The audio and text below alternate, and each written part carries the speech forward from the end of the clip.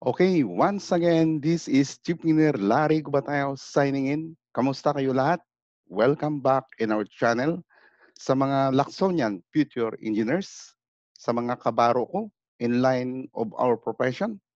Nandito naman tayo sa bagong video tungkol kung ano ba ang dahilan kung bakit nagkakaroon ng blackout sa barko, which is also to be applied in your vessel based on Kongsberg simulation. At saka nga pala, huwag niyong kalimutan na mag-subscribe sa ating channel and click notification bell para laging updated kayo sa video na i-upload ko. Okay, we will proceed now in our Kongsberg simulation. So, ang ating senaryo ngayon ay papakita ko kung paano at nagkaroon ng blackout sa barko. So nakita natin no dito sa ating power chip generator control, ang ating auxiliary generator number 1 ay hindi pa maandar, no? Kailangan natin paandarin ito para makita nyo talaga kung paano natin gagawan ng senaryo at magkakaroon ng blackout, no? Pupunta tayo sa 075 kung saan makita natin ang sa engine side ng diesel generator number 1. Okay, no? Bago natin pandarin sa ating pinag-aralan ay bubuksan natin muna ang fuel oil system, no? Saka ang ibang freshwater system at saka seawater system, no? Saka kakarga natin ng lube oil ang ating samtang. Unang-una, pupunta tayo sa ating diesel oil service tank, no? Bubuksan natin ang suction ng tangke. Papunta na 'to sa diesel generator number 1, no? Okay. Pero dito nakita niyo 'no, ang diesel service tank na may capacity na 47 cubic meter, hindi lahat ay laman yan ay diesel oil. So all you have to do, kailangan na i-drain niyo mo din ang water content, no? Kasi kung may tubig ang inyong tangke, may posibilidad na mahirapan na mag-start ang inyong makina. Okay? Na-drain na natin, pupunta na tayo sa atin auxiliary generator number 1, no? Ngayon pupuksan natin ang itong barbula, ang tawag na fuel shut off valve, no? Papunta na 'to, no? Ito may bomba, fuel pump, tapos ang barbula papuntang filter at papunta ng ating auxiliary engine. So ang ating return ay babalik ulit sa diesel service tank. Sa sunod, kakargahan din natin ulit ang ating sump tank dahil kulang siya, no? Dapat at least na 90%, no? Sa ating level, okay? Okay. Umabot na siya at hindi nyo kailangang pasobrahan. Tapos nakita natin na umandar na ang priming pump, manual, tapos auto. Kailangan bukas na ang barbula papunta din sa lube oil cooler. After that, babalik ng makina. So, kailangan niya ng sirkulasyon, no? Ah, kailangan na umandar itong lube oil priming pump before starting na kailangan painitin niya kasi pag malamig ang makina, mahirapan din mag-andar. So, kailangan muna ng lubrication. So, sa atin namang seawater system, wala tayong cooling. So, sinet natin sa temperature control na at least, no, para makontrol niya kung ang katamtaman lang na lamig para sa makina. So, buksan din natin ang barbula papuntang auxiliary number 1 at papunta na siya ng papunta ng overboard valve. So, ready na, no? At kailangan na natin pandarin ang ating auxiliary pump, no? Kailangan para magkaroon ng pressure. So, ang ating auxiliary pump, no? Nandun siya na sa ating emergency switchboard, no? Makikita natin ito siya, no? Kaya nagkaroon siya ng power kasi galing yan ng emergency switchboard, no? Galing sa emergency generator. Okay, at least may cooling na tayo sa seawater. So, babalik tayo ngayon sa engine side at i-line up din natin ito, no? Ang ating freshwater, no? Heater. Ilagay natin sa automatic. So, automatically, ang thermostatic control valve activated, no, with a setting point, no, of a low and high temperature. So at least may seawater na tayo, may press water na tayo, may diesel oils na tayo para umandar ang makina. At ito, no, nakita nyo may 29.70 bar na sa starting. Ibig sabihin, pwede na natin paandarin. No? Kung ibalik natin ulit sa ating panel directory sa 101, ah, nakita nyo na hindi pa umaandar. So makikita nyo dito sa kilowatt niya, tataas to once na umandar. Ibalik natin sa engine side, kailangan na natin pandarin. Pero bago niya pandarin, pupunta muna tayo sa ating um, directory, number 70, model directory. At nakita nyo, no, ari na dito yung number 1, auxiliary engine. Oh, so kailangan natin i-reset dahil may alarma. Okay? At nakita natin ang mga alarma at kailangan mo natin i-reset. After that, exit and silence. No? Kung sa barko yan, pag hindi mo na-reset ang alarma, no, malakas yan yung tunog niya. No? Nakaka-disturbo ang kanyang alarma. So kailangan mo na i-reset, no, isa-isa. Kasi hindi nyo mapandar ang makina nyo hanggat na may nagkaroon ng alarma. So may alarma siya, no, sa ibang parte yan, no, sa mga bilge water. So kailangan mo natin ng alarma. Ang alarma, i-reset. Okay? Kailangan natin mawala ito yung mga blinker. So, take note, no? Kailangan focus kayo at ito ay ma-apply nyo sa barko. Okay? Nakita natin, na-reset na natin ang low frequency sa bus bar ng ating auxiliary diesel number 1, no? Diesel generator number 1. So, balik tayo sa engine side. So, ibig sabihin, sa binanggit ko, may seawater na, may press water na, nalagay na natin sa automatic ang ating lobe oil priming pump, ganun din.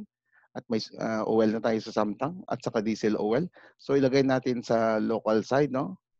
Local side after start the engine. So, before starting sa engine, no, sa binanggit ko nakaraan, no, you have to open all the tiskak, 6 tiskak in a 6 cylinder. Then you have to turning gear the, no, within 3 to 5 turns, no, para i-blow niya ang water sediments, no, water content inside the combustion of the cylinder head. So, okay, start na natin ang atin sa engine control, no. Start, pause button, click. So, makita natin ang ating revolution, no, nag-increase with the until it will reach to the maximum RPM. So, nakita nyo automatically ang ating isang diesel attached sa lube oil pump nag-andar, ang ating press water.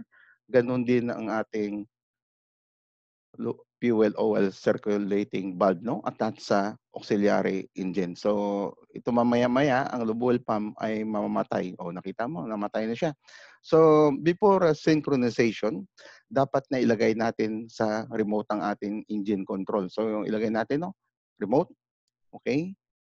Next, after that, proceed sa process directory sa model directory number 70. Kailangan na natin na i-synchronize. So bago i-synchronize, dapat na i-on natin itong voltage control for excitation. So nakita nyo, no, na nagkaroon ng voltahe at ang frequency. So may alarma, tingnan mo natin ang alarma. Okay, it's only drink water, water tank pressure.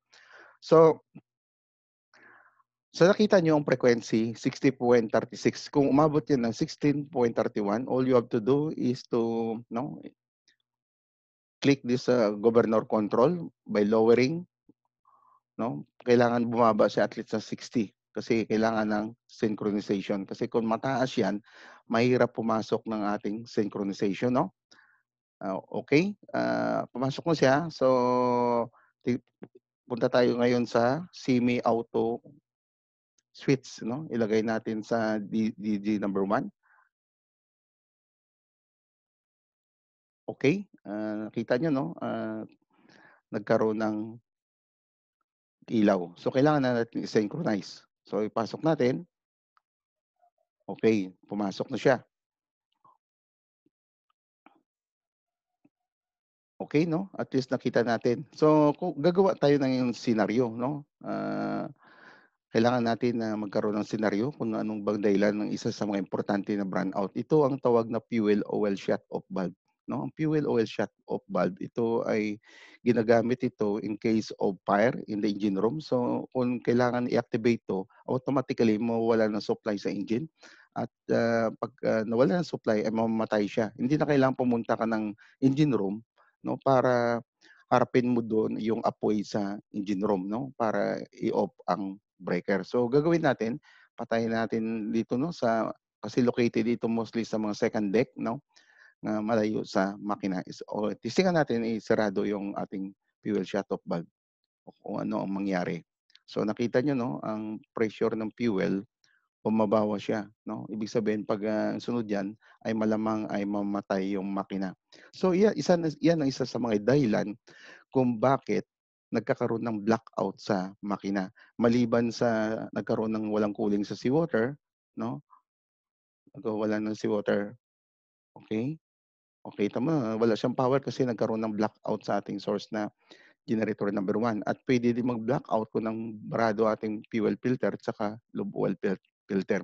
So nahalata niyo, 'no, na bumababa ng RPM ng ating makina dahan-dahan at namatay na mismo.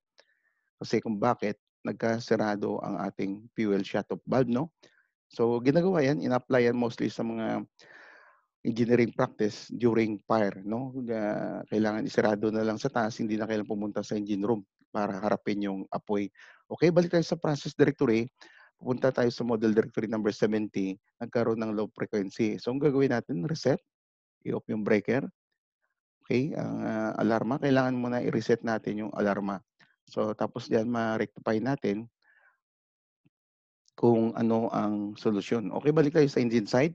Kailangan natin ulit buksan ang ating fuel shutoff valve kasi nasarado natin. Minsan accidentally yan na nagagalaw ng ibang makinista. So bukas ng barbula, bukas naman ng lube well, ating seawater, hindi pa, 'no. So lagay natin sa local side.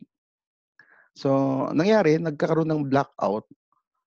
Ano ba ang nangyari? Pupunta tayo sa process directory kung saan makita natin ang emergency generator ay umandar, 'no. Iyan ay sumu-supply sa ating emergency switchboard, 'no, sa kanyang mga parameters, sa kanyang individual circuit breaker. So isu-supply yan ng 24 volts mostly, 'no.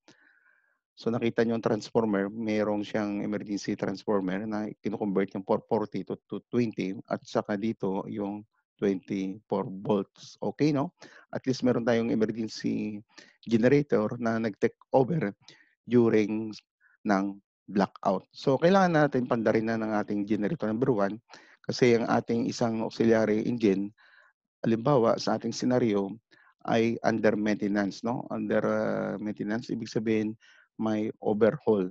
So hindi siya kailangan mag-activate at kailangan ay ang isang auxiliary engine lang ang dapat nating paandarin. So gawin natin, i-reset muna natin yung mga alarma bago paandarin. Kasi hindi ito andar hangga't may mga alarma, okey? Kasi naapektuhan din ng iba, 'no? Puwede 'pag namatay ang auxiliary engine, puwede din pala mamatay ang purifier, ang power source ng boiler at saka ang ibang bomba. So, gawin 'yan 'pag umandar yung, ating, generator number 1, puwede niyo pala i-reset, paandarin ulit ang mga makinarya na nagkaroon ng trip, okey?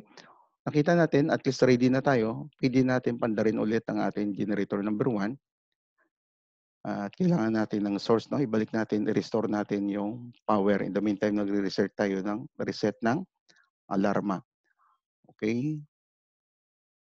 So, ang blackout sa barko ay hindi maiwasan, 'no, at gagawa natin ng paraan, kung ano ba ang solusyon natin para hindi magkaroon ng blackout, okey? At least nakita na ano niyo na kung anong mga dahilan na nagkaroon ng blackout, okey? Umabot na siya ng maximum ang ating, RPM sa 905.53 kaya ilagay natin sa remote control. Pagkatapos punta na tayo ng process directory at sa number 17 model directory, electric power plant, kung saan kailangan natin i-synchronize. So, dito sa voltage control kailangan natin i-on para ang ating frequency at saka voltahe. So, naka-ready na din ang ating synchronization, 'no. So, sa sinabi ko na, merong tawag na manual or automatic synchronization. Pwede natin direkta, pwede din sa manual. So, na dito manual, no? Kung number 1 ang ating synchronoscope, ilagay natin sa number 1, semi-automatic synchronizing, ganun din number 1, at kailangan natin i-synchronize, no? Pag umabot siya ng 11 o'clock, papasok sa dito at magkakaroon ng red light, tapos breaker connected, okay? So, nakita niyo 'no, nag-synchronize na siya. Tingnan natin sa bus bar, pumasok siya at, at least nakita natin kung paano ma-activate natin ang ating, 'no, o kaya napandar natin ang diesel generator during blackout 'no. Ang cause niya either low of fuel supply, loss of, low fuel supply, and either no cooling of 'no, seawater. Kasi 'pag uminit 'yan, magkakaroon ng brownout. So, okay, at least napandar na natin. Punta tayo ngayon ulit sa panel directory, titingnan natin yung ating number 1. Okay, at least nagkaroon na ng kilowatt 'no, at ibig sabihin nagkaroon na siya ng power. So, tingnan natin kung ano pang ating kulang. So, punta tayo sa process directory.